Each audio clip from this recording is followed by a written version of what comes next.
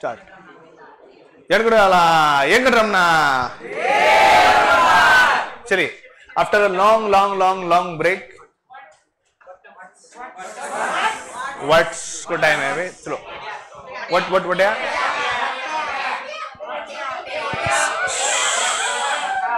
You too.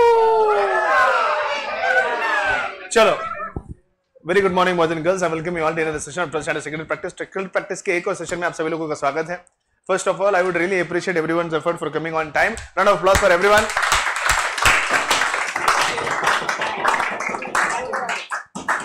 I also appreciate everyone coming on time. At the break time, you show the round of applause again.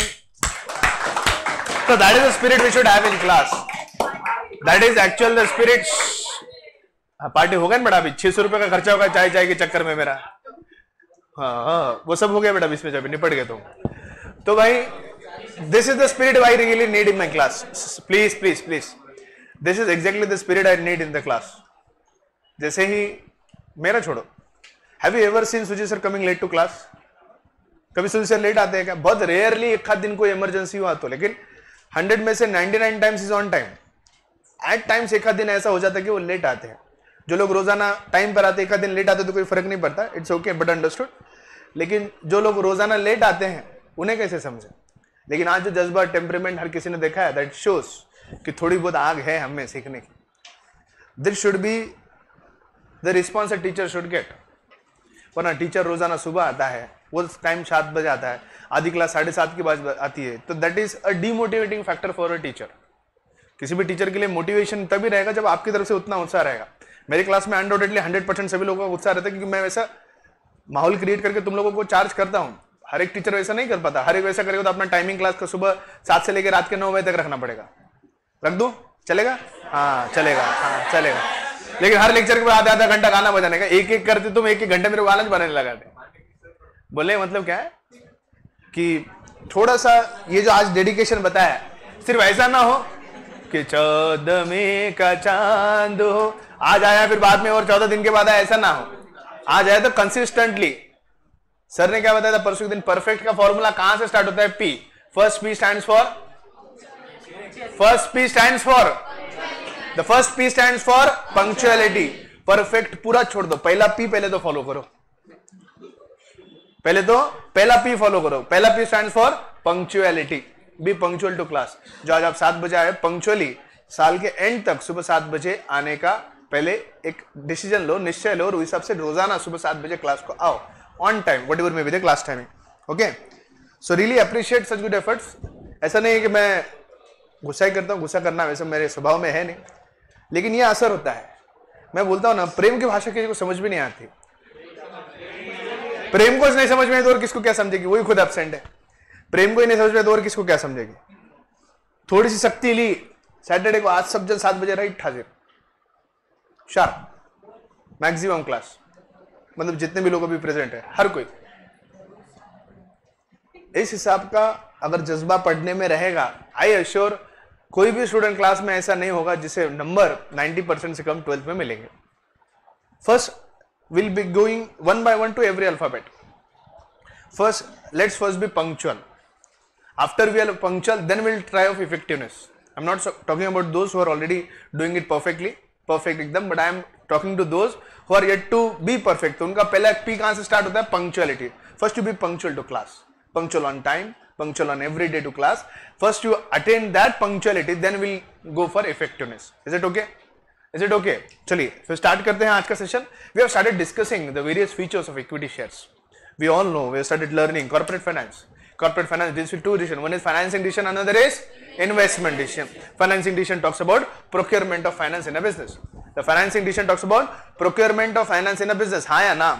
आज मैं features of equity shares complete करूंगा, retained earnings complete करूंगा, factors affecting retained earnings complete करके owned capital का सारा discussion आज के दिन में वाइंड अप करूंगा. Then we'll have a break again with the resume with economics. Okay. So the point of discussion here is the corporate finance deals with 2 decisions. One is called as financing decision, another is called as investment decision. The financing decision talks about procurement of capital. Investment decision talks about utilization of the capital which is being raised. Yes or no? हाँ या ना? Now when we started discussing about the financing decision and the investment decision. When we started discussing about the financing decision, sit properly. Class में सीधी तरीके से बैठो. Sit straight. Sit properly. Your posture also defines how serious you are towards listening to the person who is speaking. आप किस हिसाब से बैठे हो वो भी डिफाइन करता है कि आप किस हिसाब से उस व्यक्ति को कितने सीरियसली सुन रहे हो. So I was talking कि like प्रोक्योरमेंट ऑफ फाइनेंस कौन बात करता है? Financing decision. इन्वेस्टमेंट डिसीजन क्या बोलता है? Utilization of the finance which is being utilized. I have made it very clear. The 12th standard secretary practice revolves only around financing decision. In the financing decision what did we learn? We learned that there are majorly two sources of finance. What are they, Nirjara? Owned capital and borrowed capital. Owned capital has various sources, borrowed capital has various sources. Under the owned capital, there are two major sources. What are the two major sources, Balveer? Chintu? What are the two major sources of finance under owned capital? Be punctual. P for punctuality. Pillow? किधर है pillow? हाँ बताओ. Two sources of finance under owned capital. पिल्लू बोलो.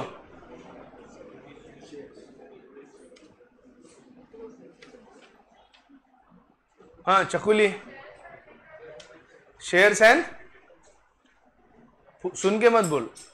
सुन के बोले तो बिल्कुल भी मत बोल. मुझे जवाब ना दिए तो अच्छा है. यू नो डोरा, बैक में से निकाल के किसी का सुन के बोला, सुना है बातें मत बोला करो. I hate it. I hate tears क्यों से. I hate it when someone cheats. Right. I never cheat. I don't like to cheat. हाँ चकुली तू सांग. Share capital and retained earnings पढ़ा क्या तूने? हाँ. अरे चकुली तेरी हर बात से मैं वाकिफ. I know you more than you know yourself. चलो तो बात यह है कि ओन्ड कैपिटल के दो मेजर सोर्सेस है. One is share capital, another is retained earnings. I made it very clear that retained earnings is a source of finance of owned capital available only to an existing profit making company. For an existing loss making company or a newly set up business establishment, we do not have the option of retained earnings. I made this very clear, I guess, right? Then we started discussing about share capital. Retained earnings पे आएंगे. सबसे पहले हम discuss कर रहे हैं share capital being the major source of owned capital. Share capital में भी दो तरह के शेयर्स होते हैं. One are called as equity shares, another is called as preference shares. Yes or no? One is called as equity shares, another is called as preference shares. Diksha bata, what is preference share? What is preference share? बोलायचं नाही. हा पहिले सांगतो. बोलायचं नाही म्हणतोय मी. हा दात पण नाही दाबायचे. What is preference shares? That are not equity shares. And equity shares are those shares which are not preference shares. Nice. Round of applause. वाह. वैसे आंसर सही है लेकिन मुझे डिटेल में आंसर चाहिए. हर चीज डिटेल में समझना क्या अच्छी बात होती है ना. Like you should have explanation of everything in detail, point two point. बताओ. नाही बोल. इतकं सांगितलं तुला तरी तुला कळत नाही का? तरी तुला बोलायचं दिसते का? कळत नाही का तुला म्हणलेलं? मी मराठीत म्हणतो का? इंग्लिश में बोलू तेलुगु? यांना नाराज केला. You don't understand. Mind it. यांना नाराज केला रेवन मारा. Mind it.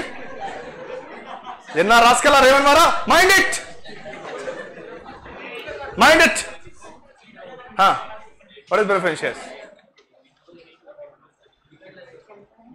पता है कि नहीं पता है? कि याद नहीं आ रहा? याद नहीं आ रहा? अच्छा. Anjali, what are preference shares? आवाज ही इतना ही. हेलो हेलो, आवाज येतोय? आवाज येतोय का? मला येत नाही ना आवाज. पण आवाज येत नाही. आवाज येत नाहीये. हाँ आता येतोय. बोल बोल.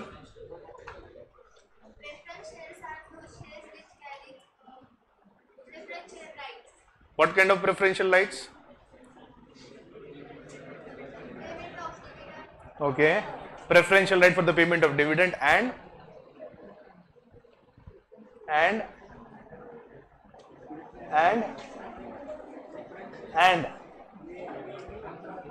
hey boys, हाँ सांग कवठेकर, पिंगळीकर, बोगरकर, चिखलीकर, पांगरकर, वाह वाह वाह, मेरा देश बढ़ रहा है, तरक्की कर रहा है, नलगिलकर,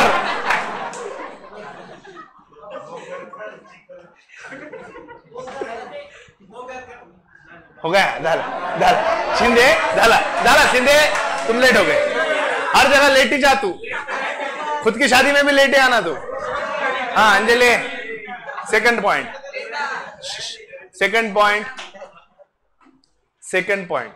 preferential right, second point of preferential right.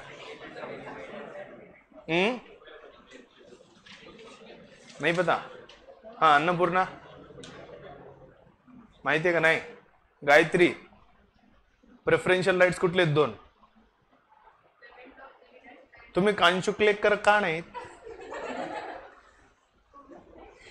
नाही सहज for thought, Mogarkar, Pangarkar, Kavthekar, Pinglikar, Nalgilkar, so just for a thought, why not Kanchukalekar? just for a thought. हाँ say.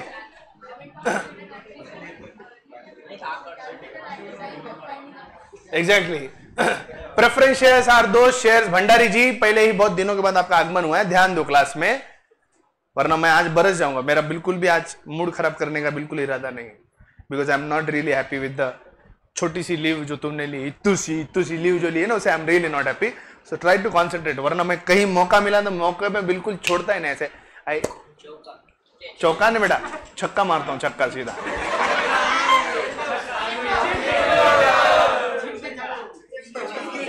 तुम्हें मौका बिल्कुल, don't give me a chance, I am telling you, you are already in the zone, if you give me that chance I will not leave you. तुम्हें preference shares are those shares which have to preferential right, first preferential right is for the payment of the dividend, second preferential right is for the repayment of the capital. I am really not happy with the things being answered. हमारे sir ने बहुत अच्छी बात कही है, आपको तीन तरह के प्रिपरेशन होने चाहिए। Now I have to take beyond the topic because topic is part and parcel, लेकिन उसके बारे में डिस्कशन करेंगे। सबसे पहली बात, सब लोग सिर्फ 7 बजे आना चाहते हैं या 7 बजे आकर बाद में एंश्योर करना चाहते हैं कि फाइनल रिजल्ट जो है 90% के अबव है? कितने लोग 90 के अबव जाना चाहते हैं? हाथ ऊपर करो जरा अच्छे से। 90% के अबव? नाही, चिंटू आमचा राज्यात प्रथम, चिंटू राज्यात प्रथम है ना, चकुली राज्यात प्रथम, आमची चकुली राज्यात प्रथम, हो पिल्लो राज्यात प्रथम है ना, हो मुंडडा, नाइस। तो भाई एक मिनट, क्लास में ऐसा कोई है जो 90% के नीचे रहना चाहता है? ओम शांति ओम शांति शांति ओम, बोलो ओम शांति ओम शांति शांति ओम। ध्यान लगाओ बेटा, तुम्हारा बहुत ध्यान लग रहा है मेरे को, रुको तुम। सर ने एक बहुत अच्छी बात बताई, there are 3 kinds of preparation which we need to do. उसके ऊपर मैं थोड़ा एलेबोरेट करूं कि पढ़ाऊं? एलेबोरेट करूं या पढ़ाऊं? थोड़ा एलेबोरेट करता हूं। जैसे तुम्हारी सुनने वाला चूं, मैं किसी की नहीं सुनता सिवाय भगवान के। हाँ सलमान भाई की भी सुनना पड़ता है, बाकी मैं भगवान की सुनता हूं। तो भाई मैं मुद्दे पे हूं। There are 3 kinds of preparation, sir ने बताया था। एक है पोस्ट प्रिपरेशन, दूसरा है क्लास प्रिपरेशन, सॉरी पोस्ट तो बाद में, पोस्ट है पहले प्री, सॉरी गाबड़े चाबड़ो, पहले प्री फिर क्लास और फिर post. Pre, class and post. Whatever question I was asking right now are not part and parcel of pre or class preparation. They are part and parcel of your post preparation जो आपको घर जाके करने चाहिए थे। क्यों नहीं किए? अभी मैं जितना ऑलरेडी टॉपिक पढ़ा हूं, कितने लोग जाके घर पे पढ़े हैं? Raise your hand, genuinely answer it true, truth and dare का ट्रू समझो। झूठ मत बोलो। कितने लोगों ने घर जाकर, मैंने अभी तक इस चैप्टर में जितना पार्ट पढ़ा है उसका टेक्स्ट बुक ओपन करके एक बार तो भी पढ़ा है? Have read just? हाथ ऊपर करो, थोड़ा अच्छे से ऊपर करो, हाथ दिखे जरा अच्छे से। Raise your hand properly, raise raise अच्छे से ऊपर से हाथ ऐसे रेज करो। हाँ, और कोई है क्या जिसने घर जाके पढ़ा है? कोई पढ़ा है क्या जितने में पढ़ा है बॉयज में से? ये तीनों को भी पहले एग्जाम में भी आउट ऑफ है, अगले एग्जाम में भी आउट ऑफ रहेंगे, उसके अगले एग्जाम में भी आउट ऑफ रहेंगे, आने वाले हर चैप्टर के एग्जाम में आउट ऑफ रहेंगे, बगैर देखे मैं बोल सकता हूं। There should be an discipline in the work you do, you should be very particular towards things, you have to be very particular. जब तक पर्टिकुलर नहीं होंगे तब तक कुछ नहीं हो पाएगा। प्री का तो छोड़ो, यहां पे क्लास प्रिपरेशन के वादे, क्लास वर्कबुक कितनी कंप्लीट है ना तुम्हारी बच्चों? गांधी जी की 3, फिल इन द ब्लैंक्स। हमारी तो मैथ्स की क्लास बुक ये है। It is very easy to blame people, it is very difficult to realise your own mistake and work on same. Understand matter. एक उंगली लोगों की तरफ दिखाते हो कि एक समझ ना करो 4 उंगलियां तुम्हारी तरफ है। किसी को नाम रखने के लिए 2 मिनट लगता है, जब खुद पे बीतती है सब समझ में आता है। क्या बोले थे मुझे पहले दिन कि मैं करूंगा 12th स्टैंडर्ड? मैं पहले भी दिन तुम्हें वही बोला, आज भी तुमको वही बोलता। I don't at all consider your review, your review has no consideration for me, about me और एनी टीचर। पहले तुम ये 4 उंगलियां जो तुम्हारी तरफ है पहले इसे सीधा करो, फिर बाद में लोगों की तरफ उंगलियां करो। It is very easy. लोगों को नाम रखना बहुत आसान रहता है, पहले खुद क्या कर रहे हैं वो देखो। How punctual you are to class are you? मुझे लगता है मैथ्स के जितने भी चैप्टर चालू है उतने कोई भी चैप्टर के पहले ही दिन दूसरे दिन तुम थे। अब तक हम हर चीज नोट करके रखते हैं। व्हाट डिड सर से? गणेश ने जब पूछा, हर्षदा ने पूछा, मोटिवेशन कहां से आता है? Self motivation. क्या लगता है तुम सब लोग का 7 बजे इसलिए है क्योंकि मैं बोला उस दिन? नहीं, तुम सब लोगों को लगा कि सही सर सही बोल रहे हैं, हमें आना चाहिए। सबको सेल्फ रियलाइजेशन हुआ, इसीलिए सब लोग सुबह 7 बजे आए। इट्स नॉट अबाउट कि मैं उस दिन 15-20 मिनट गुस्सा किया इसलिए सब लोग आए। सेल्फ सबको लगा नहीं सर जो बोल रहे सही बोल रहे, अपने लिए बोल रहे, अपना इंपॉर्टेंट साल है।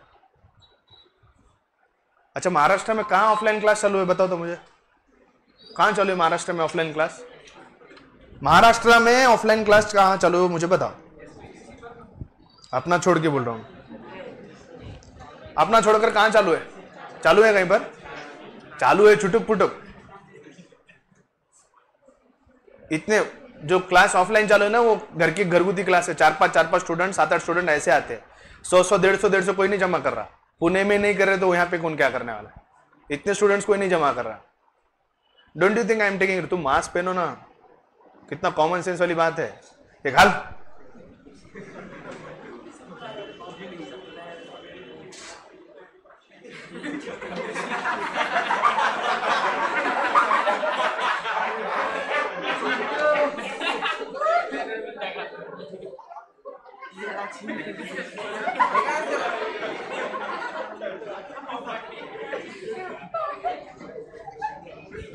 जिन लोगों के हाथ ऊपर थे उनको पहले एग्जाम में आउट ऑफ मार्क है, अगले एग्जाम में भी आउट ऑफ आएंगे, आने वाले एग्जाम में भी आउट ऑफ मार्क आएंगे।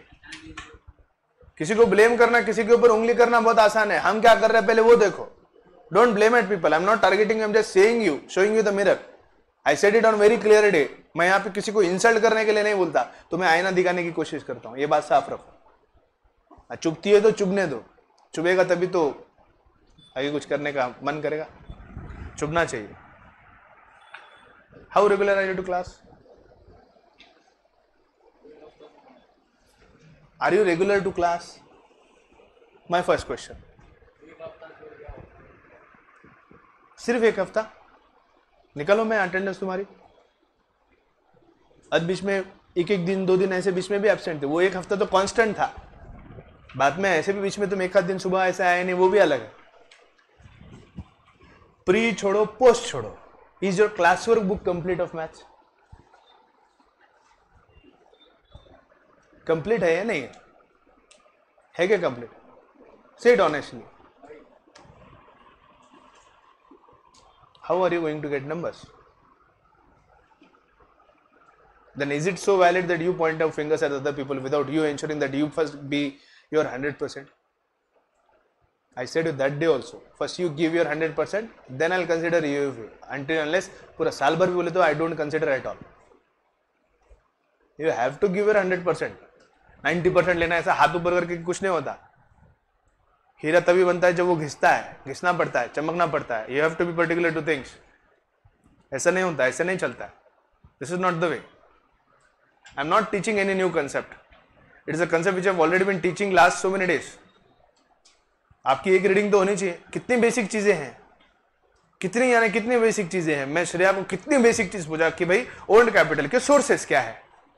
Do you think the question is really difficult? ऐसे 90 क्या 9 नंबर भी नहीं आते. 90 तो छोड़ो, 9 नंबर भी नहीं आते. सर ने कहा क्लास आने से पहले जो कर्सल पढ़ा सकते हैं उसको पहले पढ़ के आइए, थोड़ा सेल्फ प्रिपरेशन करके आइए. फिर क्लास में जो पढ़ा रहा है वो क्लास प्रिपरेशन भी क्लास में अच्छे से ध्यान दीजिए, और फिर घर जाने के बाद क्लास में जो पढ़ा है उसको रिवाइज करिए, उसको पढ़िए. That is called as post preparation. यहाँ पे प्री पोस्ट क्लास सब कुछ मान दे. यहाँ प्री भी नहीं है, क्लास भी नहीं है, पोस्ट भी नहीं. नंबर कैसे आएंगे भाई साहब?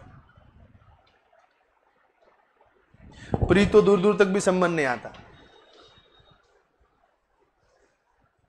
दूर दूर तक भी नहीं आता. क्लास वर्क में अपने क्लास की स्ट्रेंथ 67-68 है. आई कैन से इट विथ श्योरली. 30 लोगों के अलावा बाकी एक जन का भी क्लास वर्क कंप्लीट नहीं है. ऑनेस्टली बताओ, आप में से जो मैथ्स वाले कितने लोगों की क्लास की नोटबुक आज दिन तक कंप्लीट है? Raise your hand. आज दिन तक मैथ्स किया, आज दिन तक बोल रहा हूं मैं, इन till today class work book properly. Class work book, class work complete मतलब ये नहीं एक पन्ने में, एक किताब में 4 पन्ने लिखे, दूसरे किताब में 4 पन्ने लिखे, चौथे किताब में 4 पन्ने लिखे, वैसा नहीं होना मुझे. अच्छा, किन लोगों के कंप्लीट नहीं है? हाथ ऊपर करो, हाथ ऊपर करो जरा. किन लोगों के कंप्लीट नहीं है? हाँ, मौका. कितने दिन एब्सेंट थे आप? कितने दिन एब्सेंट थे? हाँ, क्यों एब्सेंट थे? What was the reason for absenteeism?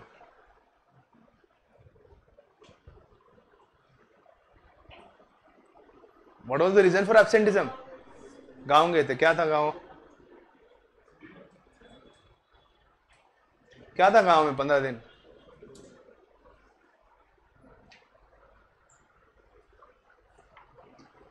क्यों गए थे 15 दिन गाँव? कुछ काम था वहां पे, रजिस्ट्री वगैरह, प्रॉपर्टी वगैरह नाम पे आ रही थी. फिर क्यों गए 15 दिन गाँव? कोई तो वजह होगी ना. मामाच्या गावाला जाऊया जाऊया जाऊया, मामाच्या गावाला जाऊ, ऐसा था क्या? हाँ, इतना सा ना. यही सर बोल रहे थे. समझ रहा क्या Gannu, Harshada? I can give you 1000 examples. Motivation is only one thing, self motivation. It should be self motivation for her to understand that my 12th standard is important to me, no one else. Do you really think I will spare time to spend and waste time explaining her कि नहीं भंडारी जब 15 दिन absent थे मैं आपको सारी चीजें पढ़ाऊंगा? पढ़ना है पढ़ो, नहीं पढ़ना है मत पढ़ो. ठीक है, आपने छुट्टी भी ली, क्या ये आपकी नैतिक जिम्मेदारी नहीं बनती है कि दोस्तों से रोजाना पूछे क्या चल रहा है क्या नहीं चल रहा है? किताबें कंप्लीट करो. करे क्या आप कंप्लीट? फिर मैथ्स का क्यों कंप्लीट नहीं है? अरे क्यों बाकी है? ऑलरेडी अपन 15 दिन की वजह लेके गए. आज दिन आने के बाद at least you should have ensured that I have completed each and everything till date.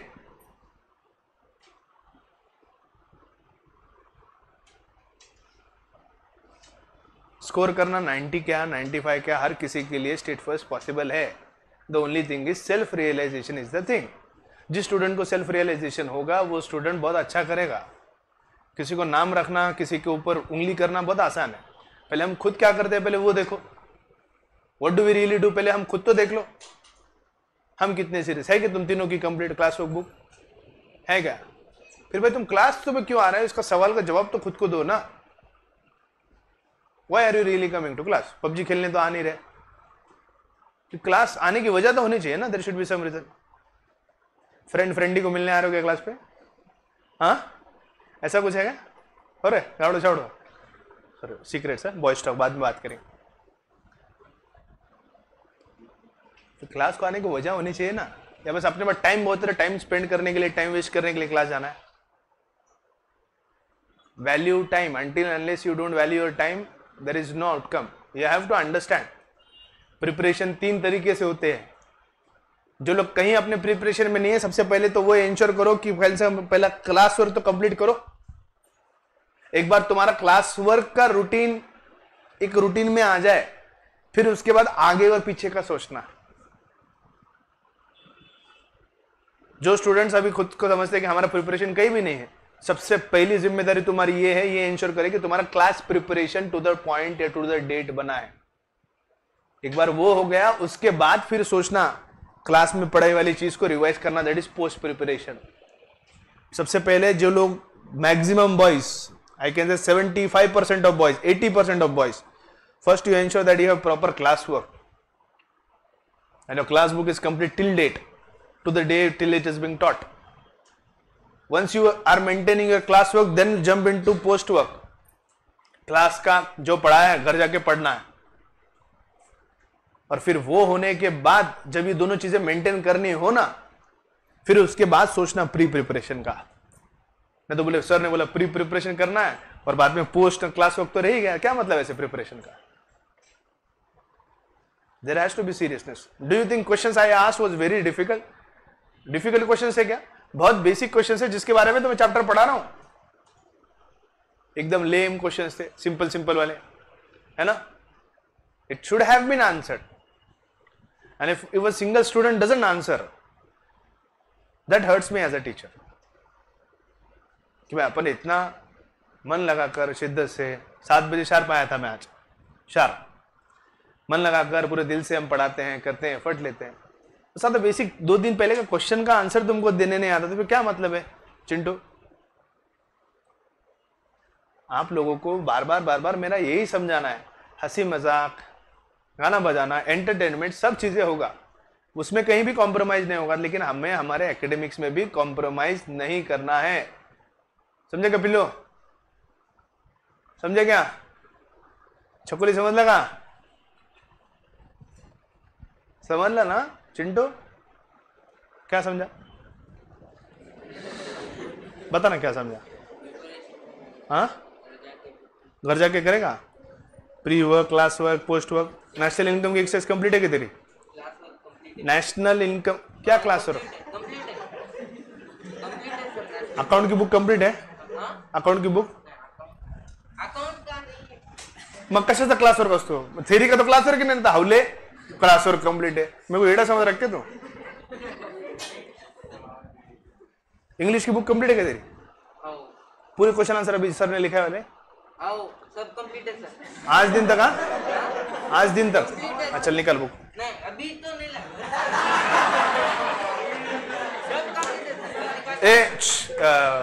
इष्णू याला गाडीवर बसायचं, लेक्चर झालं की जसं तसं पुस्तक घ्यायची,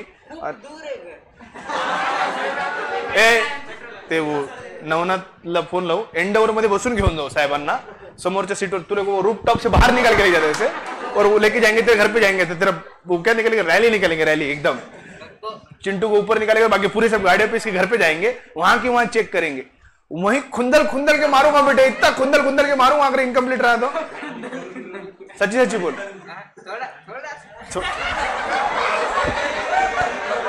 धर गालर, चष्मा धर, धर चष्मा।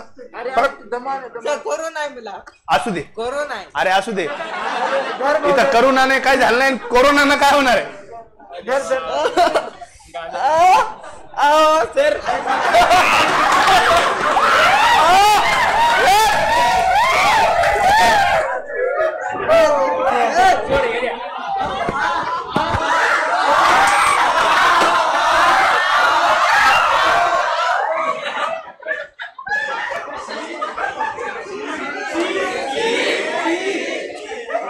बहुत आवाज निकाल रहा बेटा तू,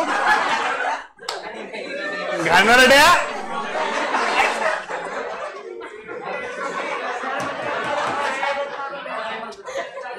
बहुत आवाज निकल रहे पीछे से। हाँ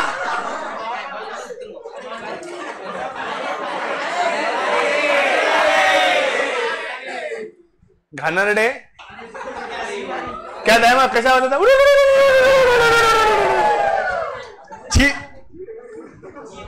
चिप्स। हाँ, तो मैं कहा था प्री क्लास और post.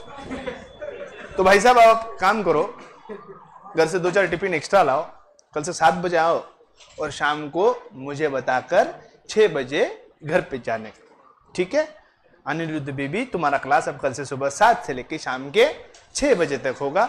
Also for Pratham Matra, also for Khubse, also for Anand Katra, also for Jadhav, also for Ganesh, also for Shashank Gotmar, also for Anu baby, also for Gaurav Jethwani and मुंडा।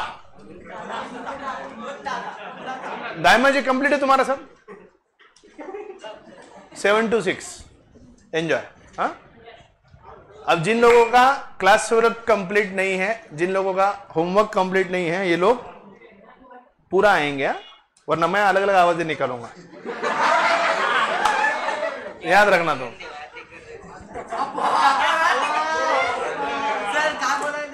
अबे निहायती शरीफ आदमी हूं मैं, तुम जैसा समझो क्या। वो पिक्चर आई थी ना कबीर सिंह, ऐसा आंख पे ऐसा ऐसा हाथ रख के बैठा था पूरे पिक्चर में मैं।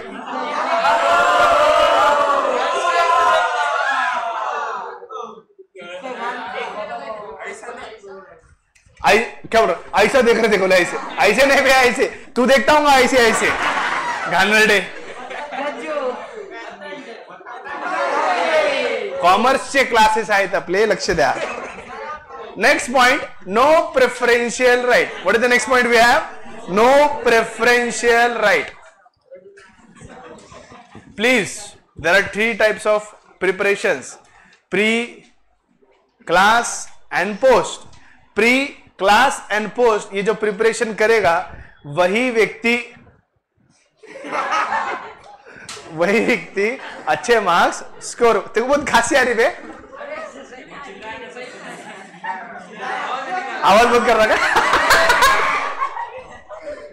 जूली। तो भाई pre, class and post preparation have to be ensured by each one of you. Until unless you ensure pre-class and post preparation, you cannot fulfill your dream of scoring 90%. और क्लास में भी जब रहो तो थोड़ा रोहित सर से समझ के, थोड़ा इज्जत से रोहित सर जी बोलने का, नमस्कार करने का, हाय हेलो करने का, क्योंकि ये साल के एग्जामिनर रोहित सर ही है। आपके पेपर एग्जामिनर जो 12वीं के खटाखट रोहित सर ने चेक किया, तो थोड़ा बच गया वो अरे तुरी काय म्हणलं की वो मार्क कट करतील, भरोसा नहीं अगले साल भी कोरोना के चक्कर में तुम्हारे पेपर होंगे, क्योंकि ये साल तो ऑल सब्जेक्ट का एग्जामिनर अपने रोहित सर ही खटाखट पेपर पे मार्क डाल दिए। बता दो, ये खुशी हो रही है कि हमारा पहला टॉपर इस साल भी 94% का है।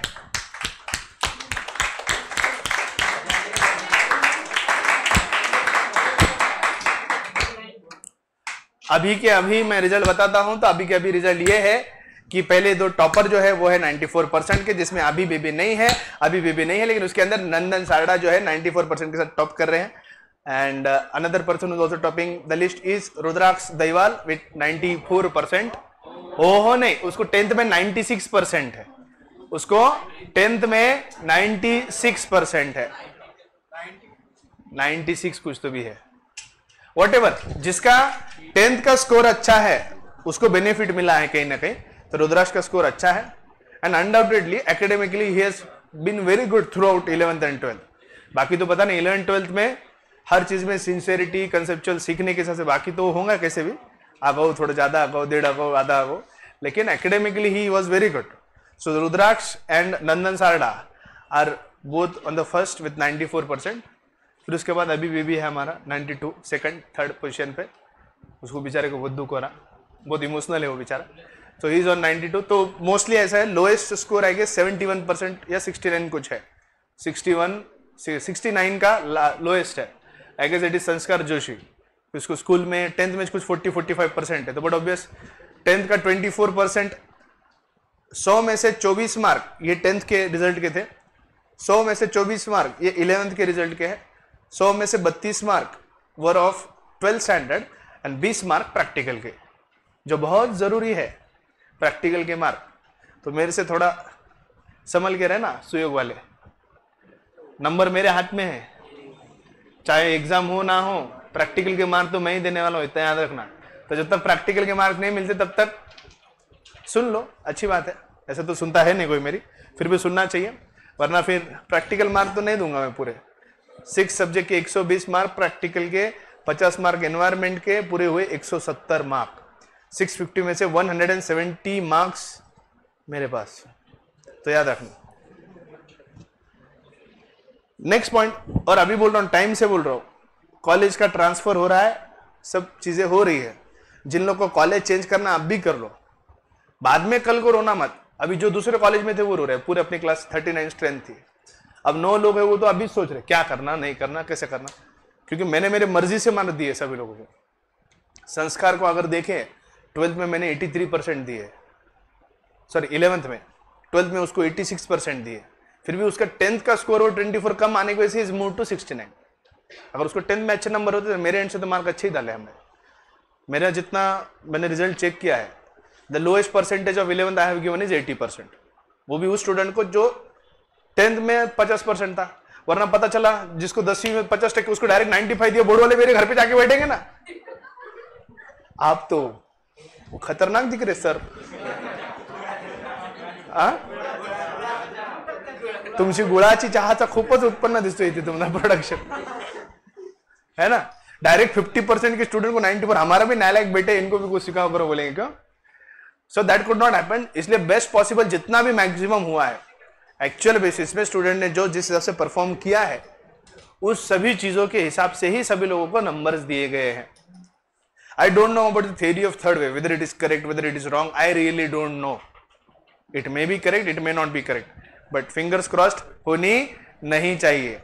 लेकिन कल को अगर हो जाती है, कितने भी उंगलियां कर लो, लेकिन जो होना है होता ही रहता है, लेकिन फिर भी विल होप फॉर बेस्ट, उम्मीद पे दुनिया कायम है। अगर कल को कुछ कम ज्यादा हो जाता है, तुम्हारे वक्त भी एग्जाम में कुछ कम ज्यादा हो जाता है, तो सबसे मेन रोल रहेगा कॉलेज का। तो अपना कॉलेज सही जगह पे होना चाहिए, क्यों जरूरी है वो समझ लो। जिन 30 बच्चों का कॉलेज सुयोग में है, उन सभी लोगों के रिजल्ट में अनडाउटेडली 10 से अभी तक 10 से 15% की एवरेज हर एक स्टूडेंट के रिजल्ट में ग्रोथ है, क्योंकि सारी चीजें हमारे हाथ में थी। कल को तुम्हारे भी एंड टाइम पे कुछ थर्ड वेव जैसा कुछ लफड़ा हो गया, कुछ एग्जाम का कुछ हो गया, तो फिर ऐसे टाइम पे अगर कॉलेज मेरे हाथ में नहीं रहेगा तो I won't be able to do or help anything. Let me make very clear, अभी भी फिर से बोल रहा हूं, जो लोग अलग अलग कॉलेज में हैं, सभी लोग इंश्योर करो एक ही जगह पर सुयोग में रहो, तुम लोगों के लिए बेहतर रहेगा। 170 मार्क्स कम नहीं होते, 170 मार्क्स आउट ऑफ 650, 6.5 मार्क का 1% होता है, तो कितने हुए, लगभग 24% मार्क कॉलेज के हाथ में। कहीं किसी ने कोई दुश्मनी निकाल ली, कोई कुछ हो गया तो मेरे पास मत आना, that won't be my responsibility. This is the last and final reminder, college is not my financial benefit, only benefit is I ensure good marks for my student, that is the only benefit I derive from my college, rest I have no financial benefits from college. मुझे जैसे मेरे मन से mark देने वैसे मन से mark दिए मैंने। अभी 12th के पूरे रिजल्ट आपने देखा होगा, यहीं बैठकर पूरी फिल किए, ना उन तक रिजल्ट गया ना कुछ किया, उसके ऊपर साइन भी मेरी और पंकज सर की है, क्योंकि ऑन रोल टीचर भी मैं और पंकज सर ही है। चल ठीक है, कल को कोविड के वजह से समझ लो कुछ वैसा हुआ नहीं, एग्जाम हुआ, ये साल जैसा मौका मिला होम सेंटर के एग्जाम, अगर अगले साल वैसा आया तो एग्जाम भी होती थी तो इन्विजिलेटर मैं और पंकज सर ही थे, मैं और पंकज सर ही इन्विजिलेटर थे। तो ये बेनिफिट होता है अभी के कोविड के सिचुएशन में। अभी के बहुत खांसी आ रही है तुम्हारे को, अभी कोविड के सिचुएशन में it is really unpredictable to say what could happen next 5-6 months. Don't give a benefit of doubt. Take the benefit of doubt and ensure that you all are at right place and right college.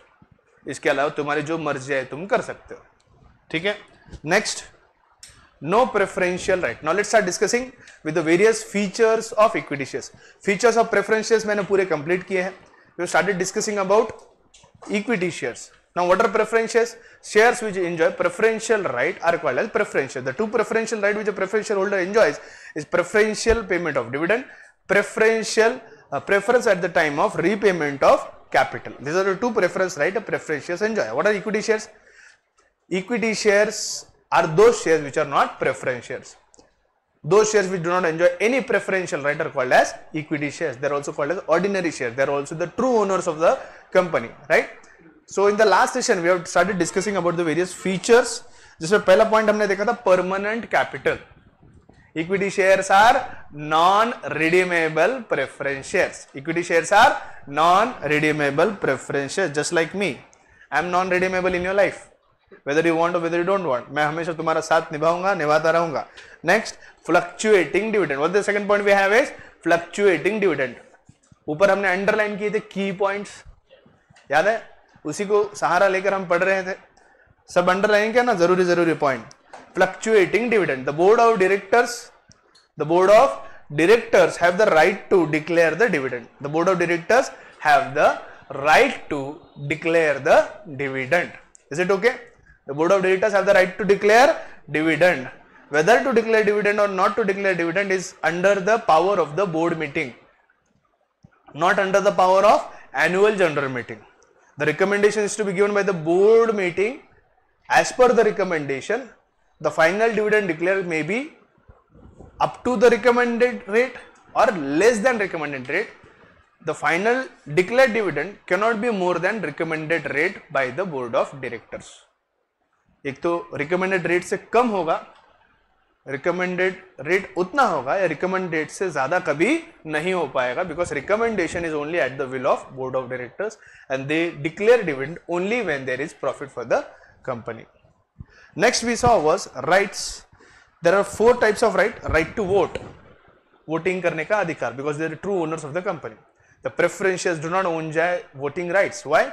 Because they have preferential rights. As preference shares have preferential rights, they do not have voting rights.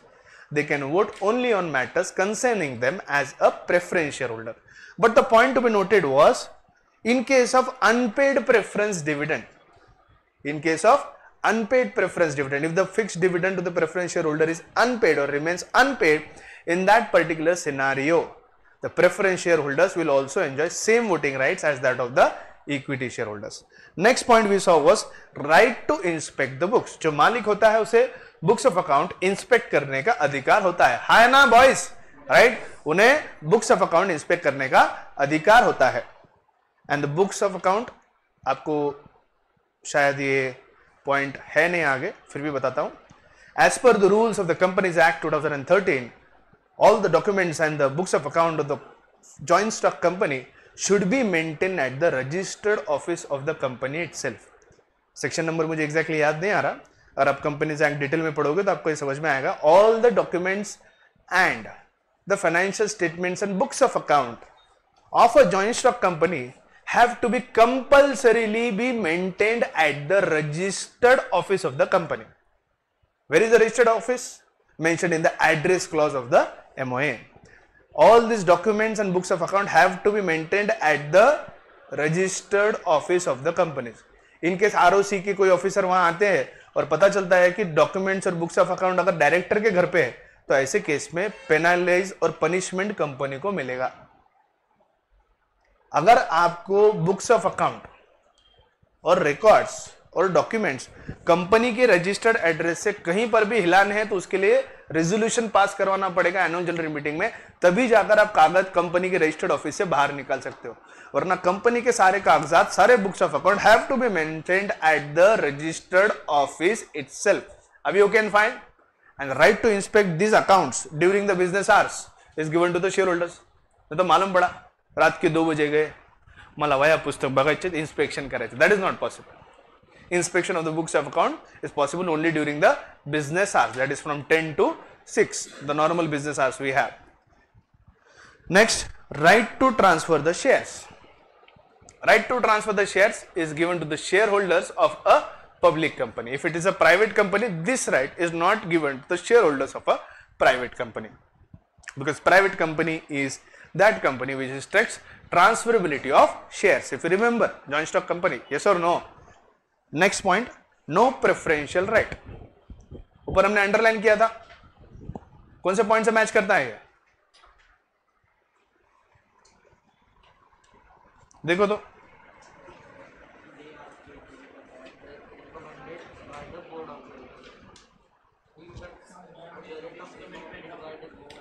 क्या क्या चीजें underline की थी ऊपर बता।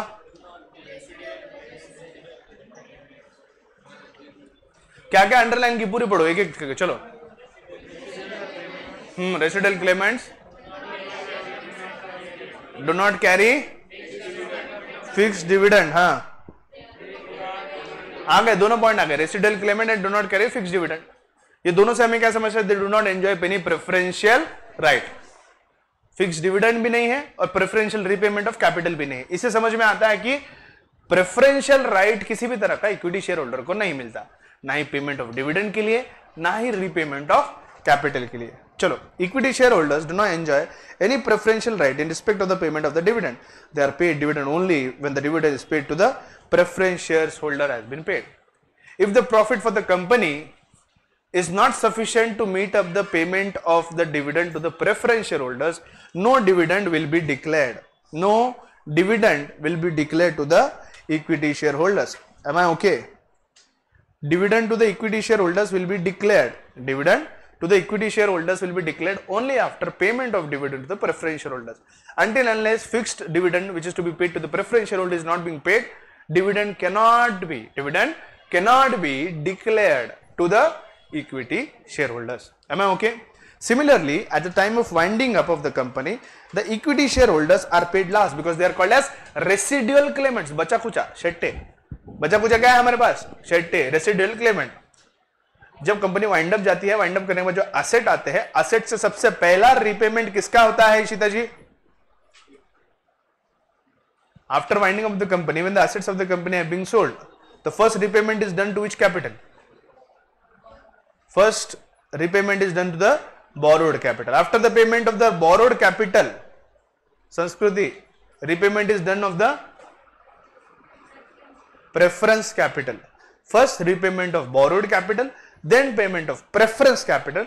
If at all, if there is any money left, if is then a residual amount being left after the repayment of the borrowed capital and the repayment of the preference capital, the residual amount will be claimed by the equity capital or equity shareholders.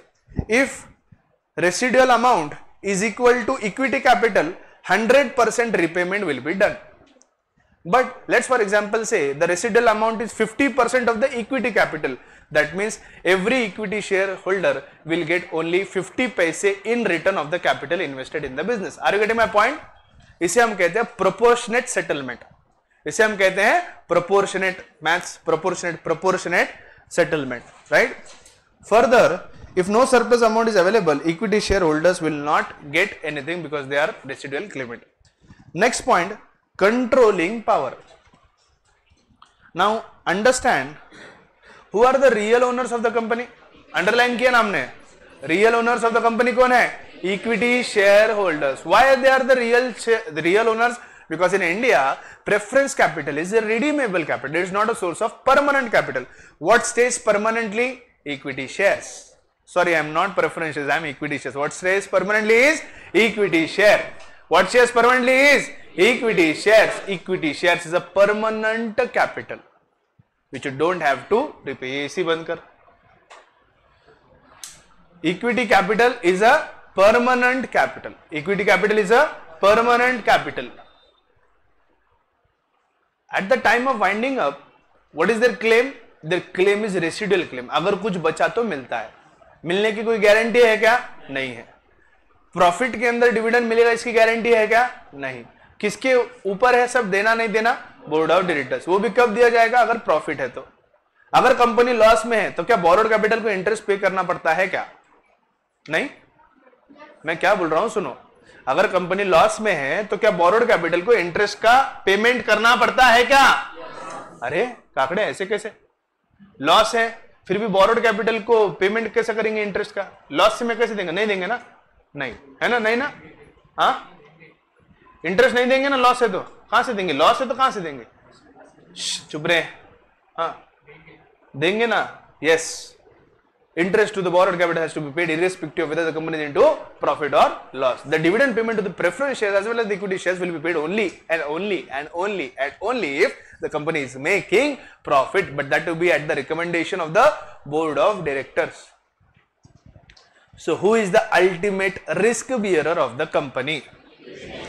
किसका भविष्य company के working के ऊपर dependent है?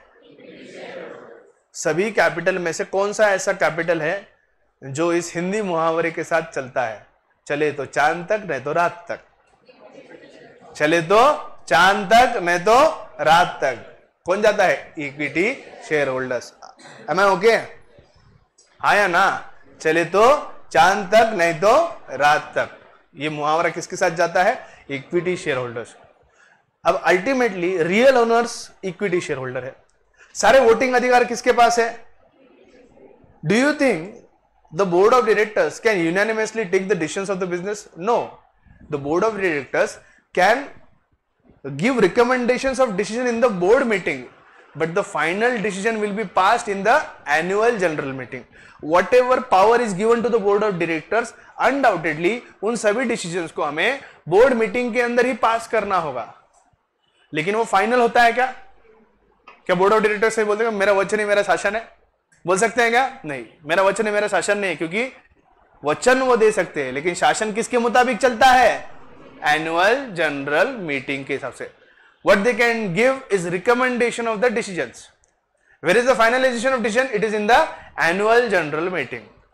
भले ही the board of directors look after the day to day management of the company, but do they have decision ability? Do they have decision capability? No, the decision power lies with the annual general meeting. Let's for example say a company which is operating into fertilizer, the board of directors are of a thought that we might diversify into mobile manufacturing. The board of directors recommend diversification of business from fertilizer to mobile. उनको लगता है कि अभी lockdown चल रहा है, lockdown में mobile की बहुत डिमांड रहेगी, let's move on or diversify from fertilizer to yet another industry, that is mobile industry. Now this decision of diversification is taken by the board of directors in the board meeting. Do you think decision once taken by the board of directors in the board meeting is full and final and the company will go in diversification? No. Why? Because all the decisions which have been taken in the board meeting have to be put up in the annual general meeting. Annual general meeting and the decision आने के बाद it will be left up to the shareholders to decide whether to approve this recommendation or not to approve. Let's say कि annual general meeting में share holders मना करते हैं कि हम इस तरह का डाइवर्सिफिकेशन करने की कोई भी अभी मूड में नहीं है। भले ही ऑनलाइन में ज्यादा अभी वाव आ रहा है, मोबाइल का डिमांड है, लेकिन मार्केट खुल रहा है, बंद हो रहा है, इसकी वजह से अनिश्चितता है। So let's not diversify is the final decision taken by the annual general meeting. Board of directors बोल सकते क्या? नहीं, मेरा वचन है मेरा शासन है। हमने एक बार बोल दिया तो बोल दिया, एक बार जो मैंने कमिटमेंट कर दी तो फिर मैं अपने आप की भी नहीं सुनता। बोल सकते कैसे? नहीं, वो सिर्फ सॉलमन भाई बोल सकते हैं। एक बार जो मैंने कमिटमेंट कर दी तो फिर मैं अपने आप की भी नहीं सुनता। सही है ना? ऐसे सिर्फ सॉलमन भाई बोल सकते, बोर्ड ऑफ डायरेक्टर्स नहीं बोल सकते। क्यों नहीं बोल सकते? क्योंकि उनके पास कंट्रोलिंग पावर नहीं होता, उनके पास डिसीजन का पावर है, उनके पास मैनेजमेंट का पावर है, but they don't have controlling power. Who has the controlling power? Who has the controlling power? The equity shares.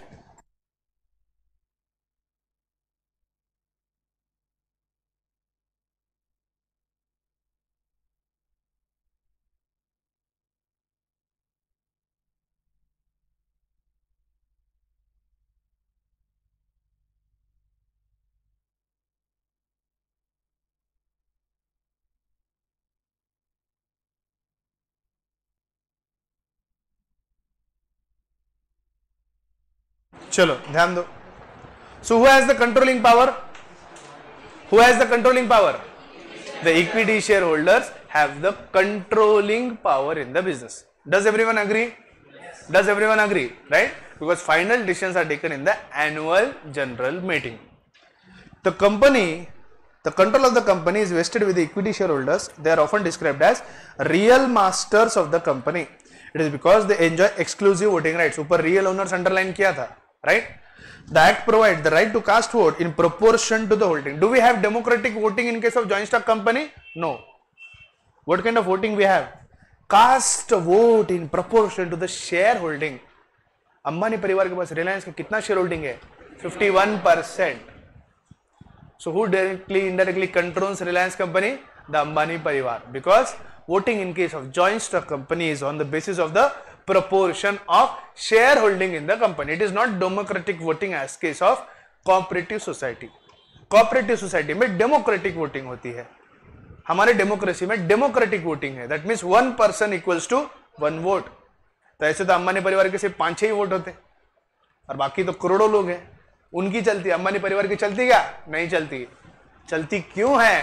क्योंकि कंपनी के अंदर cast of vote is in proportion of the share holding which is 51%. और 51% होना मतलब major stake और control होना होता है. यस और no? Right. They can exercise their voting rights by proxies without even attending the meeting in person. We have already seen what do you mean by proxy. Yes, 11th standard secondary practice. पिल्लू बताओ, what is a proxy? तो पिल्लू है क्या? हाँ पिल्लू.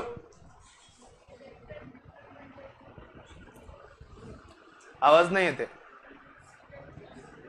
Hello hello, थोड़ा जोर से बोलो ना.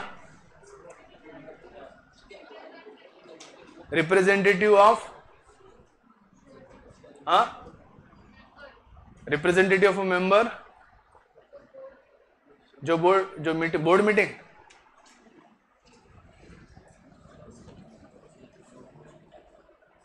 Representative of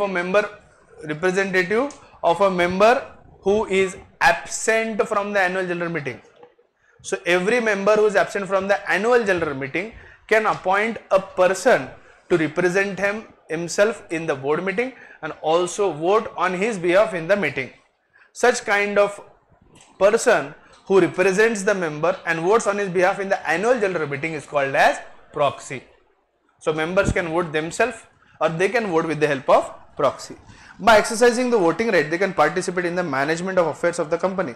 They elect the representatives which are called the directors for the management of the company. Ultimately, decision and managing powers is the board of directors. But who are board of directors? They are elected representatives of the members. They are allowed to vote on all the matters discussed at the annual general meeting. Thus, equity shareholders enjoy control over the company. Ultimately, control कौन कर रहा है? भाई साहब पैसा उनका है तो अल्टीमेट कंट्रोल भी उन्हीं का होना चाहिए. नियम है, जिसका पैसा, जिसकी लाठी उसकी भैंस, जिसकी लाठी उसकी भैंस, जिसका पैसा उसकी कंपनी और जिसका पैसा उसकी ownership. Are you getting my point? Right. Next point is risk. Now, out of the securities we have discussed, like we saw the debentures in case of borrowed capital, preference shares and equity shares. Out of all these 3 securities which I have been told you, जो मैंने आपको बताई है, क्या आप मुझे बता सकते हो तीनों सिक्योरिटीज में सबसे रिस्की सिक्योरिटी कौन सा है?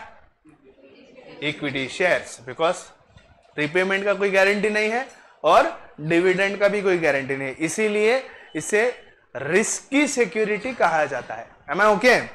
Equity shareholders bear maximum risk in the company. They are described as shock absorbers. You know what is shock? Shock absorbers. When the company has financial crisis. Shock absorbers. वो picture में दिखा था ना, ऐसा shock देते रहते, वो absorb करता, वो डेड बॉडी को देते रहते, जिंदा है. शॉक एब्जॉर्ब, जो शॉक रहता है ना, करंट जो एब्जॉर्ब करता है उसे हम कहते हैं शॉक एब्जॉर्बर. तो उसका मतलब, अच्छा करंट जब लगता है तो क्या होता है? क्या बोलते हैं हम? झटका लगा. राइट.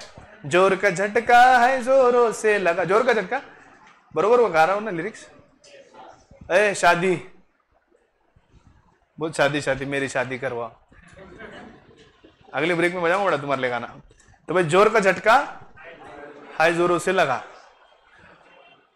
तो झटका लगता है, तो झटका बियर कौन करता है? जिसे शॉक लगा वो. अब कंपनी के सारे झटके कौन सहन करने वाला है? Members. Hence they are also called as shock bearers. If the income company falls, the rate of dividend also comes down. If the company is running into losses, do you think the equity shareholders will get dividend? No, they won't. Due to this, market value of the equity shares come down, resulting into capital loss. Thus, the equity shareholders are main risk takers. Ambani परिवार में 2 भाई है, एक है मुकेश दूसरा है अनिल। शुरुआत में दोनों एक ही बेंच पे थे।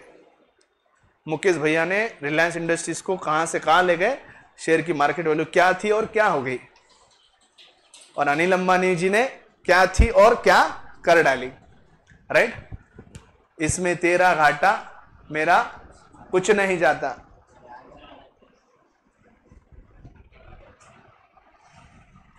देखो रुक गया, देख, इसमें तेरा घाटा मेरा कुछ नहीं जाता, ज्यादा प्यार हो जाता तो सह नहीं पाता, सह पाता बेटा, सब सह पाता। चलो हाँ, तो नेक्स्ट पॉइंट क्या है, रिस्क। रिस्क ज्यादा किसे है, मेंबर्स को। जैसे मैंने कहा कि मुकेश अंबानी के परिवार में या उसके कंपनी में जो मेंबर रहे उनकी मार्केट वैल्यू शेयर्स की कहां से कहां चली गई, राइट, चले तो चांद तक, और अनिल अंबानी की रात तक, वहीं पे कोलैप्स हो गया। जो पैसे थे वो भी पैसे नहीं आए इक्विटी होल्डर्स के वापस, आए क्या, नहीं आए, मुद्दल भी नहीं आए, बाकी डिविडेंड तो छोड़ दो। So they are called also the risk bearers or shock absorbers. Next point in the feature is residual claimant. Do I really need to explain residual claimant? No, they are called as residual claimant because in case of winding up and the repayment of the capital, last payment is given to the, please close the door, last payment is done to the equity shareholders. Last payment is done to the equity shareholders. Last payment is done to the equity shareholders after the winding up of the company. Who is the first claimant? Borrowed capital. Who is the second claimant? Preference capital. If at all after the payment of the borrowed capital and preference capital, if any capital is being remaining with the company, the same will be repaid to the equity shareholders. Am I okay? Hence they are also called as residual claimant. Equity shareholders as the owner of the residual claimant to the earnings after the expenses and taxes and are paid residual claims, the last claim on the earnings of the company. In case of dividend also, first out of the profits interest is given, tax is given, preference dividend is given, and finally after all claims residual profit may be claimed as dividend by the equity shareholders only if recommended by the board of directors. Although the equity shares come last, they have an advantage of receiving entire earnings that is left over. जरूरी नहीं company उतना ही कमाए जितना कि interest और preference क्या हो, उससे ज्यादा अगर कंपनी प्रॉफिट कमाए तो उनका रेट ऑफ डिविडेंड सभी लोगों से ज्यादा होता है, राइट। ज्यादा हो भी सकता है, ज्यादा नहीं भी हो सकता है, इसीलिए हम इसे रिस्की या शॉक एब्जॉर्बर कहते हैं। Next, no charge on the assets of the company. No charge on the assets of the company. अगर समझो मैंने बाइक लोन पे ली है, if I have taken a bike on loan, bike की कीमत 3 लाख रुपए मेरे BMW की, इसमें से मैंने समझ लो 2 लाख रुपए का लोन लिया है, तो इसका मतलब 1 lakh rupees is of my own capital and 2 lakh is my borrowed capital. Whenever we borrow, जितना अमाउंट बोरो किया है उतने अमाउंट का चार्ज आपके एसेट पे क्रिएट होता है, जिसे हम कहते हैं मॉर्गेज करना या बोझा चढ़ाना। हिंदी भाषा में या मराठी में उसे कहते हैं बोझा चढ़ोने या बोझा चढ़ाना या फिर मॉर्गेज करना, जैसे इंग्लिश में हम कहते हैं मॉर्गेज करना। In case of a borrowed capital, mortgage is created over the assets on which loan is taken. So this is understood as charge over the asset. This is understood as charge over the assets. जब कभी भी किसी asset के ऊपर किसी का charge होता है, that means पहला अधिकार उस asset पे उस व्यक्ति का होता है जिसका चार्ज होता है। तो जब मैंने बैंक से 2 लाख रुपए का लोन लिया है और लोन लेने के बाद मेरे बाइक के ऊपर उस लोन का चार्ज आया है, यानी मेरे से पहले मालिक बैंक है। मेरे से पहला मालिक कौन है? बैंक। तो कल को अगर मैं ये BMW बेचना चाहूं तो मुझे बैंक के परमिशन के बिना उसे बेचने को अलाउड नहीं है। मैं बैंक के पास जाऊंगा, मुझे मेरी बाइक बेचना है, I don't want to keep this bike, I want to change my bike. Bank बोलता ठीक है, 2 लाख रुपए का रिपेमेंट है वो कर दो, हमारा चार्ज निकालो, तुम्हारा बाइक बेचो, नहीं तो रखो, हमको कुछ लेना देना नहीं। जब तक उनका पैसा नहीं दूंगा तब तक इस असेट के ऊपर पहला चार्ज या पहला अधिकार किसका रहेगा? On the charge which is being created. Let's say मैं बैंक को बोल रहा हूं मेरे पास पैसे नहीं है, मैं पैसे भी नहीं पे कर सकता, लेकिन मुझे गाड़ी बेचनी है। I am not allowed to sell the bike without the authority of the bank. मैंने बोला बैंक को क्या मालूम पड़ रहा है? बोले सर बैंक को कहाँ मालूम पड़ रहा, अपने काम करेंगे, तुम मेरे को मैं तुमको पैसे, तुम मेरे को गाड़ी दे दो, हो गया। मैंने इनको गाड़ी दे दी, इन्होंने मुझे 3 लाख रुपए दे दिए। Does he become the owner of the property? Does he become the owner of the bike? When he become the owner? Only when the documents of ownership or RC book or RC is transferred, registered card is transferred, vehicle registered card is transferred in माट्रास नेम। Yes और no? लेकिन जब आप RTO में जाओगे ना, और आरटीओ में जाके जब आरसी बुक मेरे नाम का ट्रांसफर करके माट्रा के नाम पे जब ट्रांसफर करूंगा ना, तो आरटीओ के रिकॉर्ड में वहां दिखता है मॉर्गेज ऑफ एचडीएफसी।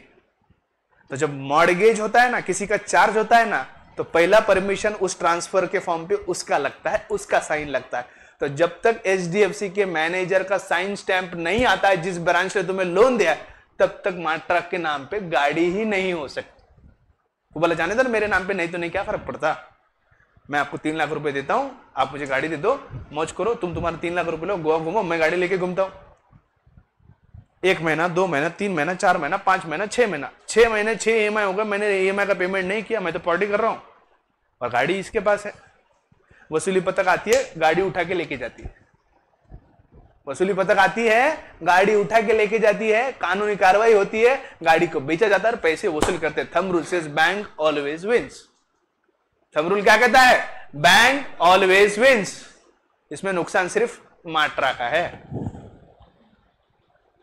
क्योंकि भले ही पोजीशन माट्रा के पास है, is he the owner, there is lot of difference between having the position and having the ownership. इस फ्लोर पे मेरा पोजीशन है। Who is the owner? Dadvi is the owner. I am not having the ownership of this particular floor. Having ownership is different and having position is different. Matra ने पैसे देके मुझसे सिर्फ position लिया है, ओनरशिप ली है क्या? नहीं, क्योंकि अगर उसे ओनरशिप चाहिए तो मुझे ट्रांसफर सर्टिफिकेट इसके नाम पे करना होगा। वो तभी होगा जब एचडीएफसी का मैनेजर उसके ऊपर साइन करेगा, और वो तभी करेगा जब तुम उसका रिपेमेंट करोगे। अगर तुम रिपेमेंट नहीं करके ऐसे ही बेच दिए और कागज पत्र कार्रवाई भी पूरी नहीं की है, 2-4-6 महीने पैसे मत दो, वो आते उठा के लेके जाते गाड़ी को। समझ लो सर, वो गाड़ी नहीं होकर घर होता तो आते, घर को सील लगाते, उसको नीलाम करते, बेचते और पैसे वसूल कर लेते। अगर वो गाड़ी नहीं होकर घर होता, लोन लिया हुआ घर रहता और लोन नहीं दिया, और ये आके बस आई am the owner of the bungalow, मस्त आके रह रहा है, कुछ नहीं, आते ऐसे लाख मारे, ढूंढू बेटा, गाड़ी निकाल, सामान ले, फेंक दे और वहां पे सील लगा दे। सील लगाते, नीलाम करते, नीलाम करके घर बेचते, पैसे वसूल करते, खुद का रिपेमेंट करते। लेकिन उनके लिए भी नियम उतने ही कड़क है। अगर वो घर होता और मैंने बैंक से 5 लाख का लोन लिया है, सील करने के बाद, घर बेचने के बाद अगर बैंक को 10 लाख रुपए है, वो नहीं बोल सकते party party party party online, 5 lakh का तो लोन लिया था शर्मा जी ने, 10 लाख रुपए आए हैं, 5 लाख रुपए का मुनाफा, बोनस बोनस बोनस, सभी मेंबर्स को बोनस। नहीं, उनके लिए भी नियम कानून उतने ही स्ट्रिक्ट है। अगर 5 लाख का लोन है, आपने प्रॉपर्टी जो सीज की है वो 10 लाख की है, तो प्रॉपर्टी सीज करने का अधिकार है, बेचकर उनके पैसे वसूल करने का अधिकार है, along with interest whatever they want to do. लेकिन उसके बाद अगर 2-4 लाख एक्स्ट्रा बचते तो वापस वो मालिक को आपको देने पड़ेंगे। शर्मा जी को ढूंढकर शर्मा जी को पैसे देने पड़ेंगे। ऐसे नहीं बोल सकते शर्मा जी के पैसे डूब गए, हम इसका एक्सेस का पार्टी करें। एक्सेस 1 रुपया भी बैंक आपसे नहीं ले सकता, और ना ही अपना 1 रुपया छोड़ता। सूद समेत वसूल करती बैंक। बैंक जो है वो सूद समेत वसूल करती है। अरे गड़े माय पॉइंट, इसे हम कहते हैं चार्ज ओवर द असेट। क्या कहते हैं हम इसे? Charge over the assets. हाँ, गाड़ी टूट गई तो गाड़ी कैसे टूटती बेटा? खिलौना थोड़ी, गाड़ी टूट गई तो एक्सीडेंट वगैरह हो गया, अगर वो गाड़ी टूट गई तो उसका इंश्योरेंस रहेगा, इंश्योरेंस के बाद वो गाड़ी ठीक कराएगा। अगर वो गाड़ी ठीक भी नहीं कराता, वैसे टूटी फूटी गाड़ी तो टूटा फूटा जो भी है वो उठा के लेके जाती बैंक। बैंक उसका नट बोल्ट भी नहीं छोड़ती बेटा, वो बैंक है। बैंक उसका नट बोल्ट भी नहीं छोड़ती, वो बैंक है। यू डोंट वरी, बैंक कुछ नहीं छोड़ती। बैंक कपड़े काट के भी लेके जाती है, फैक्ट है। विजय माल्या के कपड़े भी लेके गए बैंक, पैसा पूरा वसूल किया, एक सादा टाई भी नहीं छोड़ा। बाकी का नहीं बोलूंगा, तोबा तोबा, कॉमर्स का क्लास है। हाँ, चोरी हुई वाली चीज ढूंढने के लिए कितना टाइम लगता भाई साहब? यहाँ पे खून करने के बाद खूनी का पता चलता है, खून करने के बाद खूनी का पता चलता है, चोरी हुई गाड़ी कौन सी बहुत बड़ी बात है। तुझे क्या लगता है बैंक ढूंढते बैठती? बैंक इतने लफड़े नहीं करती। बैंक मात्रा कहां है ढूंढते नहीं बैठेगी। बैंक चोर कहां है नहीं ढूंढेगी। बैंक का जैसे 1 हफ्ता हो गया, 2 हफ्ता हो गया, 3 हफ्ता हो गया, 4 हफ्ता हो गया, 5 हफ्ता हुआ, 6 हफ्ता हुआ, 6 हफ्ते के बाद बैंक देखती है आ ही नहीं रहा, 2-4 बार कॉल विल करती, सब करती, कोई पिकअप ही नहीं, कोई रिस्पॉन्ड नहीं, सीधा पुलिस स्टेशन में जाती, ये मॉर्गेज पेपर्स ये गायब है। पुलिस ढूंढ के निकालती है। कैसे ढूंढ के निकालती मत बोलो, अपने पुलिस क्या क्या ढूंढ के निकालती है वो अच्छे से मालूम है, कैसे भी ढूंढ के निकालती हो। हाँ, सावधान इंडिया देखा ना। हाँ, सीआईडी, हाँ पे सीआईडी वीआईडी लगाती, सबको ढूंढ के निकाल दे। तो बोलने का मतलब क्या है, बैंक जो है, एक मिनट, बैंक इतना टाइम वेस्ट नहीं करता। बैंक को अगर चीज नहीं मिल रही तो बैंक सीधा कानूनी कार्रवाई शुरू कर देता है। कोर्ट में तुम्हारे अगेंस्ट केस फाइल हो जाता है। एक बार कोर्ट में केस लग गया तो कोर्ट ऑर्डर देती है पुलिस वालों को कि ये चीजें ढूंढ के लाओ, इस आदमी को पकड़ के लेके आओ और इससे पैसे वसूल करो। पैसा तो नहीं छूटता बेटा, पैसा तो नहीं छूटता। अब यहां से भाग गया मान लिया, तुम उसके पीछे छोड़ रहे क्या? नहीं छोड़ रहे। पैसा तो नहीं छोड़ते बैंक, किसी के बाप के लिए भी पैसा नहीं छोड़ते। तुम्हारे कपड़े विपड़े सब काट के लेके निकलेंगे, पैसा बिल्कुल भी नहीं छोड़ती। Charge is created over the assets of the company का मतलब क्या है? whenever you create a charge, you give first ownership right to that person who against whom the charge is created. जब हम डिबेंचर्स इश्यू करते हैं, क्या debentures बताया ना, बोरोड कैपिटल में जैसे इक्विटी शेयर्स होते हैं वैसे डिबेंचर्स होते हैं। Smallest part of the borrowed capital is called as debentures. Company debentures को इश्यू करती है, उसके बदले में पैसे बोरो करती है। इक्विटी शेयर्स में पैसे इश्यू करके ओन्ड कैपिटल को रेज किया जाता है, डिबेंचर्स को इश्यू करके बोरोड कैपिटल को रेज किया जाता है। Borrowed capital is always secured capital. So whenever let's say company ने 10 करोड़ के डिबेंचर्स इश्यू किए हैं, 10 करोड़ के डिबेंचर जब कंपनी इश्यू करती है तो 10 करोड़ रुपए कंपनी के पास आते हैं बतौर डिबेंचर अमाउंट, डिबेंचर कैपिटल, और 10 करोड़ रुपए के एसेट आपको दिखाने पड़ते हैं। तो डिबेंचर ट्रस्ट डीड जब बनता है तो वो 10 करोड़ की जो कंपनी के एसेट है उसके ऊपर पहला चार्ज होता है डिबेंचर कैपिटल का। यानी कंपनी जब वाइंडिंग अप में जाएगी वो 10 करोड़ के एसेट उनके परमिशन के बिना नहीं बेचे जा सकते। सबसे पहले वो एसेट बेचकर किसका पैसा लौटाया जाएगा? Debenture capital. उसके बाद अगर उसमें से कुछ बचा तो दूसरों को मिलेगा, उसमें से पैसा नहीं वसूल हुआ तो दूसरे एसेट बेच के पहले उनके पैसे चुकाने पड़ते, because debenture have a charge over the assets of the company. Equity shares is a permanent capital. कोई रिपेमेंट है उसके ऊपर? नहीं। They are the owners of the company. So मैं मालिक हूं, मैंने 3 लाख रुपए पूरे दे दिए बाइक के, मैं खुद ही मालिक हूं, क्या मेरा ही चार्ज मेरे एसेट पे होता है क्या? नहीं। मैं मालिक हूं, मैंने पूरे 3 लाख रुपए कैश में दिए ने, मैंने लोन पे लिए, 3 लाख रुपए मैंने पूरे के पूरे दिए और तीनों के 3 लाख रुपए पूरे देकर आई am the 100% owner of the bike. यहां पे बैंक का कुछ नहीं। सो can I say I have a charge over my assets? Undoubtedly I am the owner, there is no concept of charge. In the same manner equity shares do not have any charge over the assets. लेकिन borrowed capital, equity shares हो preference shares हो, इधर ध्यान दो देव कहते, equity shares हो या preference shares हो, both do not carry any charge over the assets. हाँ, but all the borrowed capital, please pay attention, क्या बोल रहा हूं मैं? All the borrowed capital have a charge over the assets. If you want to note this point, all the borrowed capital dash charge over the assets. यानी जितना भी पैसा तुम बोरो कर रहे हो उतना पैसे का रकम, उतने वैल्यू का एसेट के ऊपर अपने को चार्ज क्रिएट करना पड़ता है। अगर कंपनी ने 10 करोड़ के डिबेंचर्स इश्यू किए तो 10 करोड़ के एसेट के ऊपर कंपनी के डिबेंचर होल्डर का चार्ज होगा। यानी वाइंडिंग अप में ये 10 करोड़ के एसेट सिर्फ उन्हीं के परमिशन के हिसाब से बेचे जा सकते हैं। हाँ, कुछ सवाल आयुष? Any doubt? समझ में आया चार्ज का मतलब? The equity shares do not create any charge over the assets of the company. Now understand, यहां पे कंसेप्ट दिया है, charge on the assets means an interest or lien created on the assets of the company in favor of the creditors. In case of company fails to pay the debts, creditors can claim it from the company's assets.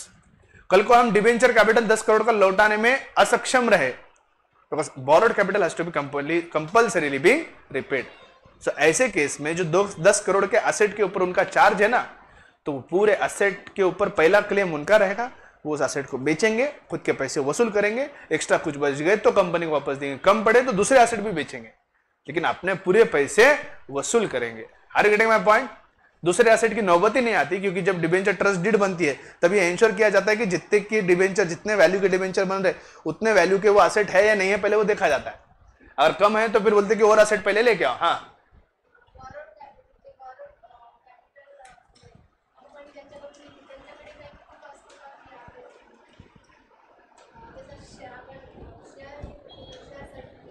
Debenture certificate असतो।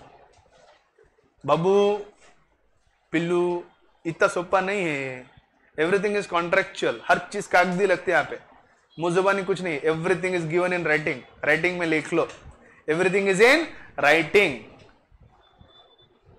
Proper application, जैसे shares लेने के लिए share application, वैसे debenture का भी application होता है, प्रॉपर कॉन्ट्रैक्ट होता है। डिबेंचर्स जब कोई खरीदता है, जैसे तुमने बोला कि उसके पास क्या प्रूफ है, तो वो डिबेंचर सर्टिफिकेट होता है। जैसे इक्विटी शेयर्स को शेयर सर्टिफिकेट मिलता है, वैसे डिबेंचर्स को डिबेंचर सर्टिफिकेट मिलता है। समझे बात? इक्विटी शेयर होल्डर्स को क्या मिलता है? Share certificate. डिबेंचर्स को क्या मिलता है? Debenture certificate. और उसके अलावा कंपनी के बीच में और एक डिबेंचर ट्रस्टी होता है, वो कंसेप्ट आगे आएगा।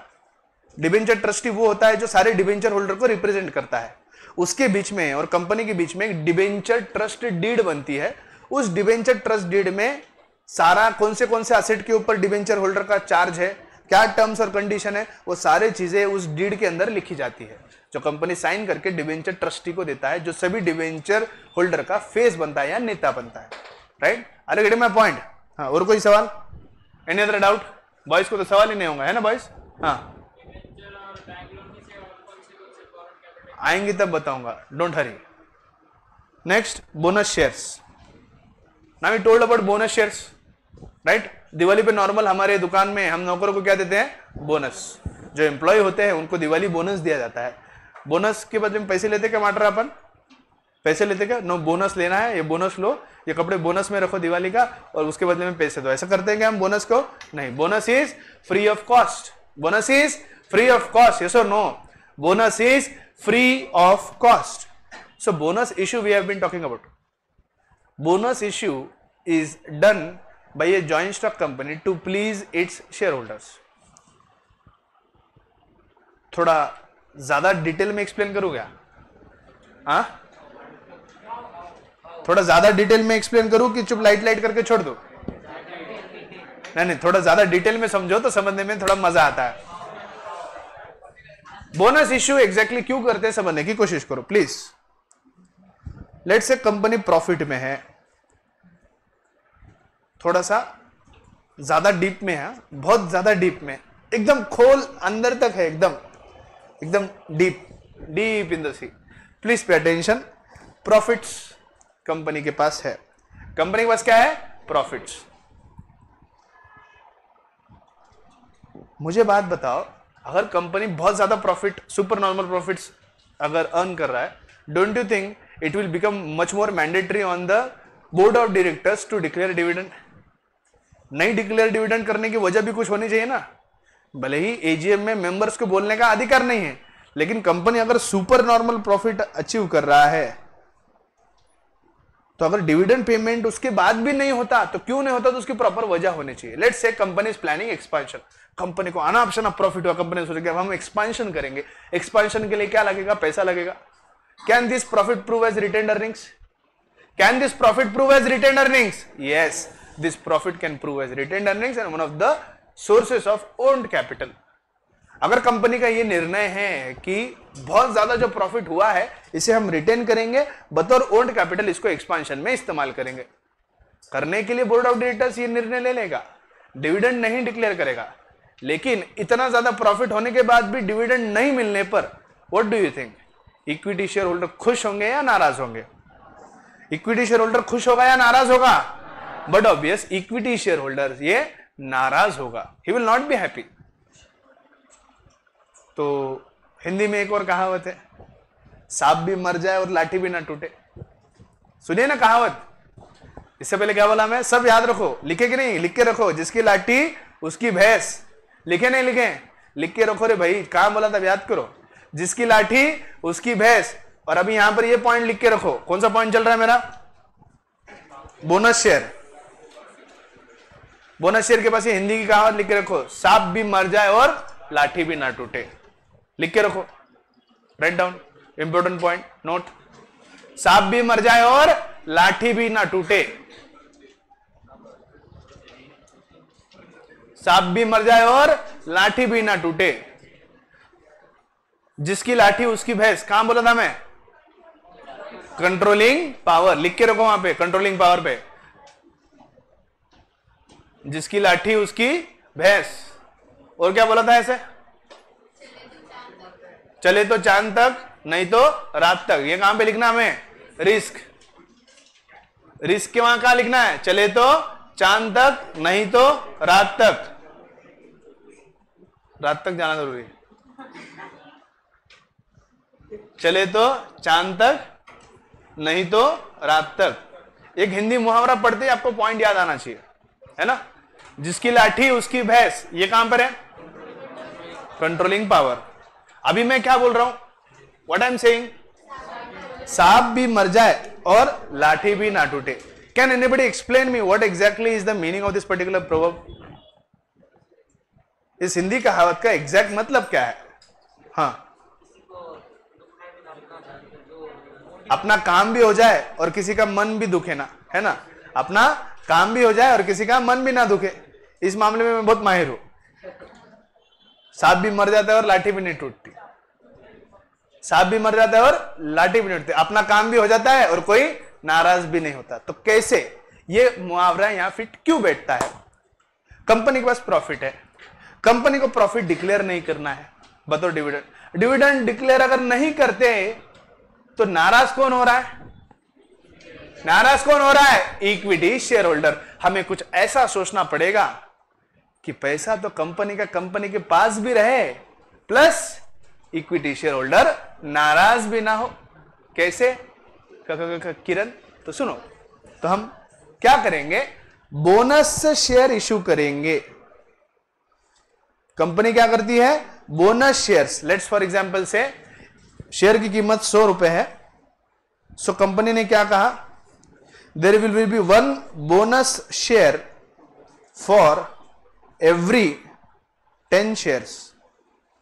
क्या बोला, कंपनी ने बोनस इशू किया है। बोनस इशू का क्राइटेरिया क्या है, 1 bonus share for every 10 equity shares. Let's for example से आई होल्ड 1000 इक्विटी शेयर्स, मुझे बोनस कितना मिलेगा, 1 फॉर एवरी 10। तो मुझे कितने बोनस मिलेंगे, बोनस कितना मिलेगा, 100 बोनस शेयर्स। सांप भी मर जाए और लाठी भी ना टूटे। कैसे समझने की कोशिश करो, कंपनी के पास एक्स्ट्राऑर्डिनरी प्रॉफिट्स है, अगर ये प्रॉफिट को डिविडेंड डिक्लेयर कर दिया, नाउ अंडरस्टैंड, कंपनी ने अगर डिविडेंड डिक्लेयर कर दिया तो कैश आउटफ्लो होता है, हाँ या ना, there will be cash outflow. Company का पैसा कंपनी से बतौर डिविडेंड इक्विटी शेयर होल्डर के पास चला जाएगा, हाँ या ना। अगर कंपनी डिविडेंड डिक्लेयर नहीं करती, will there be any cash outflow, no. लेकिन डिविडेंड डिक्लेयर नहीं कर रही तो नाराज कौन हो रहा है, कंपनी बोली आइडिया, सांप भी मर जाए और लाठी भी न टूटे। एक आइडिया करते हैं, let's declare bonus shares, let's declare bonus shares. अब कंपनी क्या दे रही है, company is giving bonus shares, company is giving bonus shares to the share holders. जब कंपनी बोनस शेयर्स दे रही है, कंपनी को कैश आउटफ्लो करने की जरूरत है क्या, कंपनी को सिर्फ शेयर्स देने, उसका शेयर सर्टिफिकेट बना के देना है। पहले मेरे पास थे 1000 शेयर, अब मेरे पास कितने हो गए 1100 शेयर। मैं खुश हूं ना, खुश। पहले मेरे पास कितने शेयर्स थे 1000, बिना 1 रुपए दिए जितने पैसे मेरे उतने थे, तब मेरे पास 1000 शेयर्स थे। अब मेरे पास शेयर्स कितने हैं 1100। क्या मेरे को खुश होने की वजह है, is there a reason of being happy, yes. Is there any cash outflow from the company, is there any cash outflow from the company, company पैसा दे रही है क्या, नहीं, कंपनी सिर्फ बोनस शेयर्स दे रही है। तो जब बोनस शेयर दे रही है तो is there any cash outflow, no. Company का पैसा प्रॉफिट किसके पास रह रहा है, कंपनी के पास ही। कंपनी सिर्फ क्या बढ़ा रही है? शेयर्स बढ़ा रही है। पहले जिसकी 1000 होल्डिंग थी, अब उसकी होल्डिंग कितनी हो गई? 1100 शेयर की। क्या वो खुश है? क्या वो खुश है? तो हुआ ना मुहावरा सही, सांप भी मर गया और लाठी भी ना टूटी, पैसा भी रह गया और शेयर होल्डर नाराज भी ना हुए। Are you getting my point? पैसा भी रह गया और शेयर होल्डर नाराज भी ना हुए। इसीलिए ना, थोड़ा सा एक हार्ड वर्ड यूज कर रहा हूं, थोड़ा ध्यान दो। इसीलिए हम बोनस इश्यू को कैपिटलाइजेशन ऑफ प्रॉफिट्स कहते हैं। क्या बोल रहा हूं मैं? इसीलिए हम बोनस इश्यू को, प्लीज, बोनस शेयर्स को हम कहते हैं capitalisation of profit. Can you use your common sense and tell me why I am calling it as capitalisation of profits? थोड़ा सा कॉमन सेंस इस्तेमाल करो।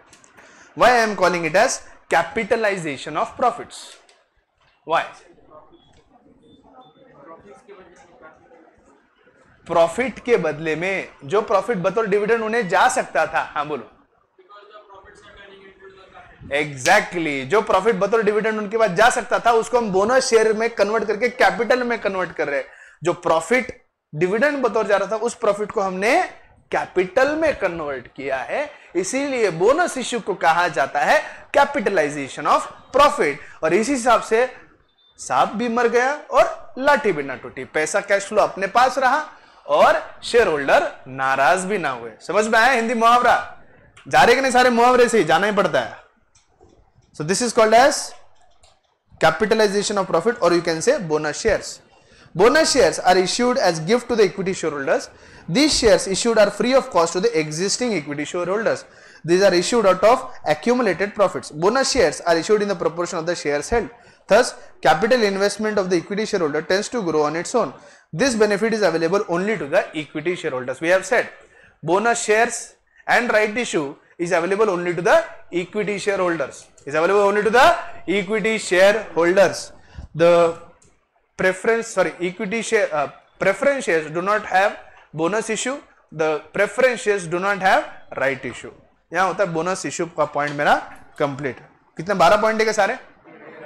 13 पॉइंट। ओके, नेक्स्ट पॉइंट है राइट इश्यू। राइट इश्यू के बारे में मैंने बताया था कि अगर मेरी कंपनी है, please pay attention, right issue is a right, अधिकार, राइट इश्यू राइट और अधिकार which is given to the existing share holder. जब कभी भी कंपनी अपने शेयर्स पहली बार इश्यू करते हैं उसे हम कहते हैं आईपीओ। क्या कहते हैं हम उसे? आईपीओ। क्या कहते हैं उसे? IPO. We stand for initial public offer. जब कभी भी एक एग्जिस्टिंग कंपनी जिन्होंने ऑलरेडी अपने शेयर्स मार्केट में इश्यू किए हैं और एक बार अगर कंपनी मार्केट में अपने शेयर्स इश्यू करने वाली है तो उसे हम कहते हैं एफपीओ, जिसे हम कहते हैं further public offer. Now what is the difference between IPO and FPO? IPO के अंदर हमारे पास कोई एग्जिस्टिंग मेंबर नहीं है, कंपनी शेयर ही पहली बार दे रही है तो मेंबर भी पहली बार ही बनने। लेकिन एफपीओ के अंदर आईपीओ में इश्यू किए गए, पहली बार इश्यू किए जो शेयर होल्डर्स थे वो मेंबर हमारे पास ऑलरेडी है, जिनको कंपनी का परफॉर्मेंस ट्रैक रिकॉर्ड पता है। मान लो मेरी कंपनी के आईपीओ में आप सभी लोगों ने शेयर्स खरीदे हैं, so you all know the track record and the performance of my company, yes और no? And you have trust in my company कि इनके कंपनी में पैसा निवेश किया है सर के, तो हमारे शेयर्स की वैल्यू बढ़ी है। अनडाउटेडली जो ट्रस्ट आपका मैंने हासिल किया है, कमाया है बतौर एन एग्जिस्टिंग शेयर होल्डर, मैं ऑब्वियस ये चाहूंगा कि नए जब शेयर्स में इश्यू करूं पहले आप लोगों को पूछ लूं कि भाई आप कंपनी के नए इश्यू किए गए शेयर्स खरीदने में इंटरेस्टेड हो क्या? अगर मैंने आपका भरोसा जीता है, अगर आप मुझ पे भरोसा रखते हो, ब्लाइंड ट्रस्ट रखते हो, तो but obvious what will happen? You will again buy my shares, you will again buy my shares. So this right, now it is not a compulsory right, it is a voluntary right. This is a voluntary right. इसके बारे में अगले वाले chapter में बताऊंगा। It is also transferable. यह अधिकार existing member को दिया जाता है और एग्जिस्टिंग मेंबर इस अधिकार को किसी और व्यक्ति को ट्रांसफर भी कर सकता है, राइट? इसके बारे में मैं आगे बताऊंगा नेक्स्ट वाले चैप्टर में, उतना डीप अभी नहीं जाता। राइट इश्यू के अंदर जो एग्जिस्टिंग शेयर होल्डर होता है उन्हें पहले प्रेफरेंस दिया जाता है नए शेयर्स को खरीदने का। लेट्स से पूरे बॉयज ने बोल दिया कि सर हमको आप पे भरोसा नहीं है, आप अपक्षी दल में हैं, तो अपक्षी दल वाले मेरे जो सारे सहकारी है सभी बोले कि हम शेयर्स खरीदेंगे, तुम लोगों को भरोसा नहीं है। बोलो गर्ल्स एकता।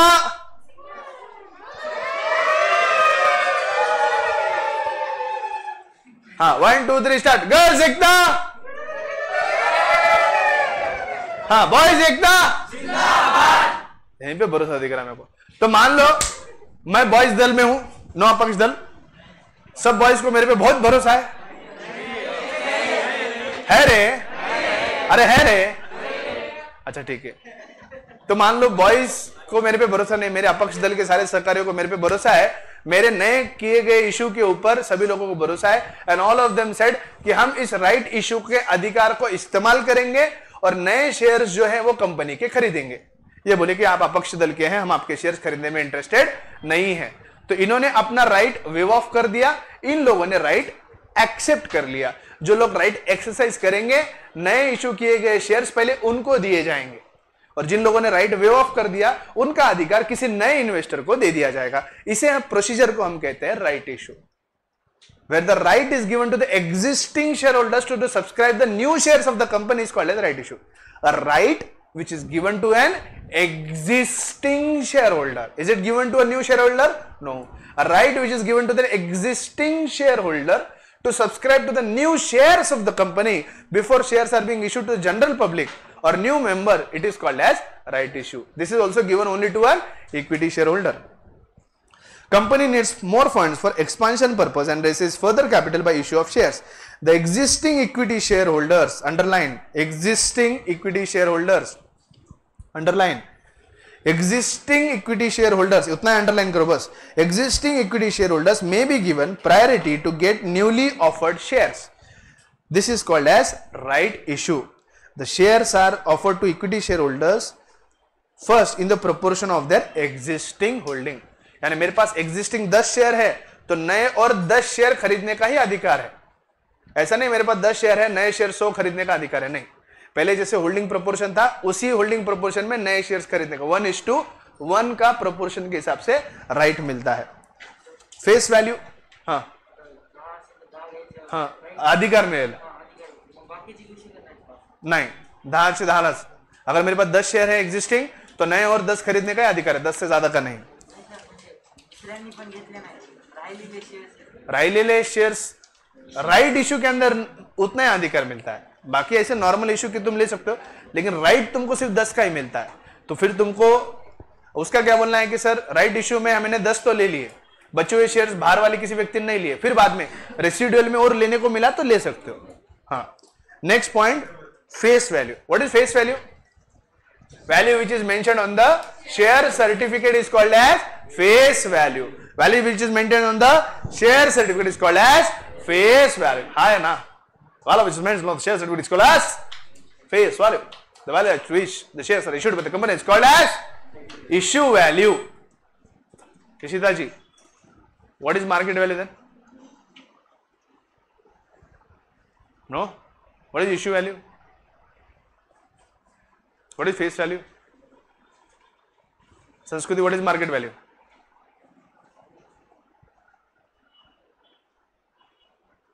बोलो Patil, what is market value?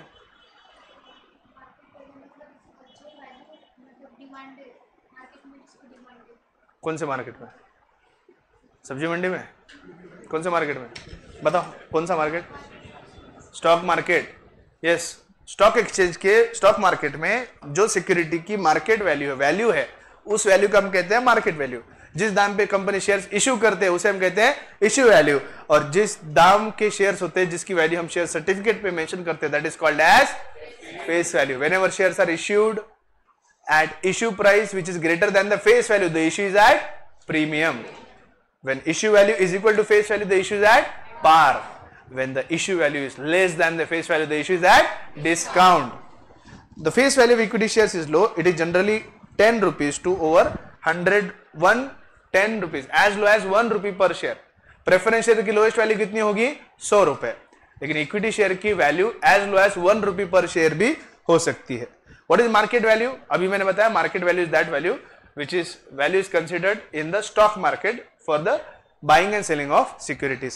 Market value of equity share fluctuates according to the demand and supply of these shares. The demand and supply of the equity shares depends upon the profit earned and the dividend declared. और company के कौन से company के shares की market में demand होगी? जो company अच्छा परफॉर्म कर रही है, जो कंपनी अच्छा प्रॉफिट कर रही है, जो कंपनी अच्छा डिविडेंड डिक्लेयर कर रही है. कोई एक कंपनी है जिसका प्रॉफिट ही नहीं है, जो डिविडेंड भी डिक्लेयर नहीं कर रही, परफॉर्मेंस भी अच्छा नहीं है, क्या ऐसे कंपनी के शेयर्स की मार्केट में डिमांड होगी क्या? नहीं। तो देखोगे तो शेयर मार्केट में उस शेयर के दाम कम होने लगते हैं। शेयर मार्केट में उन्हीं शेयर्स के दाम बढ़ते हैं जिनका परफॉर्मेंस अच्छा है, जिनका प्रॉफिट अच्छा है, जो डिविडेंड अच्छा डिक्लेयर कर रहे हैं। When a company earns huge profit, market value of its shares increases. On the other hand, when it incurs loss, the market value of its shares decreases. There is a frequent fluctuation in the market value of the equity shares. There is a frequent fluctuation in the market value of the equity shares in comparison to other securities. Therefore, equity shares are more appealing to the speculator. Speculator यानी वो व्यक्ति जो speculate करता है, जो तेजी मंदी करता है, उसे हम स्पेक्यूलेटर कहते हैं। जो बढ़ते और कम होते दामों के साथ जो रिस्क लेता है उसे हम स्पेक्यूलेटर कहते हैं, राइट। जो रिस्क लेता है, जो वोलेटाइल प्राइसेस के साथ खेलना पसंद करता है, that is called as speculator. जो तेजी मंदी करता है उसे हम स्पेक्यूलेटर कहते हैं। अभी ओके? अभी ओके? और speculator can be a person who always tries to make profit or book profit on the changing prices. कम दाम पे लेना, ज्यादा दाम पे बेचना, ज्यादा दाम पे बेचना, कम दाम पे लेना, ऐसा जो स्पेक्यूलेशन करके जो प्राइसेस के ऊपर ही प्रॉफिट कमाते हैं उसे हम स्पेक्यूलेटर कहते हैं। और स्पेक्यूलेशन उसी प्राइस चीजों पे हो सकता है जिसके दाम बदलते रहते हैं। अभी okay? Next, capital appreciation. What is capital appreciation? Market value minus issue value.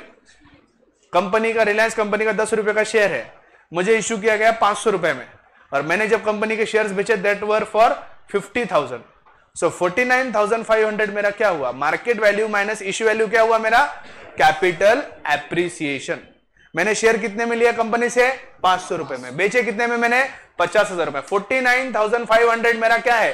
Capital appreciation. Capital appreciation, yes और no? This is called as capital appreciation. What is capital appreciation? Short form लिख दो वहां पर, market value minus issue value. Market value minus issue value. Note down. Market value minus issue value is called as capital appreciation. Share capital appreciation takes place when the market value of the shares increase in the share market. Profitability and prosperity of the company enhances the reputation of the company in the share market, and it facilitates appreciation of the market value of equity shares. If you remember BCR BCK के lectures, वहां पे मैंने आपको बताया था रिलायंस के एक जमाने में शेयर्स किस दाम के थे और आज किस दाम के हैं, राइट। उस वक्त 10 रुपए के लिए गए शेयर्स आज 10 करोड़ के वैल्यू के हैं, यस और नो? हाँ या ना? This is called as share appreciation. Increase in the market value of the shares is called as capital appreciation. अभी okay? Are all the features of equity shares clear?